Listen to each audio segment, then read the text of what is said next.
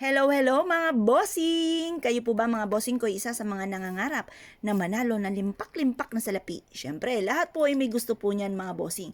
Paano natin to makakamtan?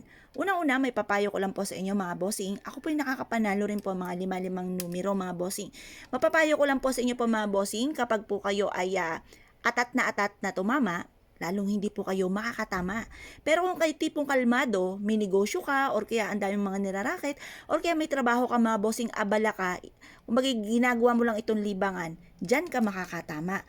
Kasi pag ito po ang inasahan po ninyo, naku mga bossing, mas lamang po dito madalas ang talo. Magpakatotoo na po tayo, yan po ang talagang tunay na nagaganap.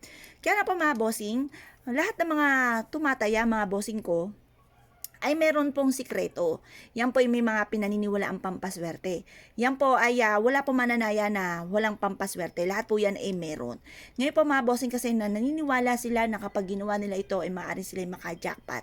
Lahat po yan. Yung iba pa nga po mga bossing, meron ako kakilala kapag siya ay nananalo, siya po hindi nagpapalit ng damit ko. Ano yung damit niyang sinuot na siya ay nanalo? Yun po ang lagi-lagi niyang sinusuot mga bossing ko. Para lagi daw siyang panalo. Para laging swerte, buenas.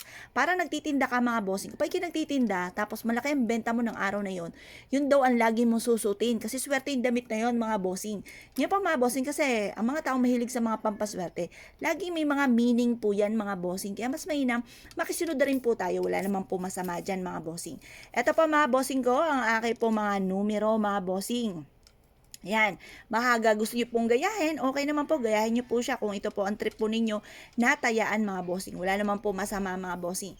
Ngayon pa mga bossing, ito naman po ang isa sa mga sikreto at proven na napakaswerte ng ating pong bawang mga bossing. Kasi ang bawang mga bossing ko ay isa sa mga pinakamabisang pantaboy ng kamalasan at pang-attract ng swerte. Proven po ito, favorite ko po ito mga bossing. Tapos, kailangan din po natin mga bossing ko ng brown na papel mga bossing or brown envelope mga bossing. Alam niyo po ba ang kulay ng brown ay sumisimbolo ng pera?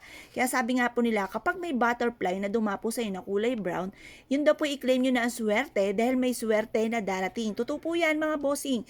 Kasi naranasan ko na rin po yan. Pinalibutan po ako mga bossing ko ng brown na paru-paro. Pero isang iglap lang na wala rin po sila kaagad pero ang dami po nila mga bossing. Ako nga po ay napaiyak sa tuwa. Ngayon pa mga bossing gamitin natin ang brown na papel na ito. Swerte po ito. Susulat po natin dito mga bossing ko ang numero na paborito natin or yung lagi natin tinatayaan. Ngayon po mga bossing, eto, gagayahin ko lang po ito. Ano po ba itong numerong ito? Eto pa mga bossing ko ay 5. 5. Pagkatapos, sunod po niyan 20. Sumunod po niyan 31 at sumunod po ay 40. Sumunod po nito ay 47 at sumunod po ay 50. Yan po ang aking numero na tinayaan mga bossing. Wala lang, naisipan ko lang po itong numerong ito at meron ding iba dyan, lucky pick lamang. Ngayon po mga bossing, sulat po natin dito, mananalo na ako ng jackpot. Mananalo na ako ng jackpot. Ngayon po mga bossing, ito po ilalagay po natin itong ating tinayaan mga bossing. Siya, lagay na po natin itong ticket na ito. Yan, tapos positive lamang habang ito po ay ginagawa ninyo mga bossing. Sabi nyo, mananalo na ako ng jackpot. Simula na ito ng tagumpay sa buhay. Mananalo na ako ng jackpot, mananalo na ako ng jackpot. Positive lang mga bossing. Yayaman na ako at magiging matagumpay. Yan. Ngayon po mga bossing, pagtapos nyo po itong ilagay, siya, ito na ang ating magic bawang. Lagay nyo na po dito mga bossing. At ito ay ilalagay nyo sa mataas na lugar. Kasi ako po mga bossing, pag tumataya ako, good for 1 week. Tapos, inilalagay ko to sa mataas na lugar. Ngayon po mga bossing, i-mindset nyo na simula na ito ng tagumpay sa buhay. Pero syempre mga bossing, baka po kayo ay hindi manalo, huwag kayong panghinaan ng loob. Pero syempre, habang ginagawa nyo to, mananalo po kayo. Pero kung sakaling hindi man mga bossing, marami pa mga panahon. Pero huwag nyo itong kakalirin, kung ukol ay bubukol. Kaya kailangan mga bossing, positive lamang. Huwag kayong mawawalan ng pag-asa sa buhay. May mga pagkakataon na hindi ka makaka-jackpot, pero sa mga ibang bagay ka naman makaka-jackpot. Maaring sa negosyo, sa inyong trabaho, or kung ano man po yung mga pinagkakabalahan nyo sa buhay.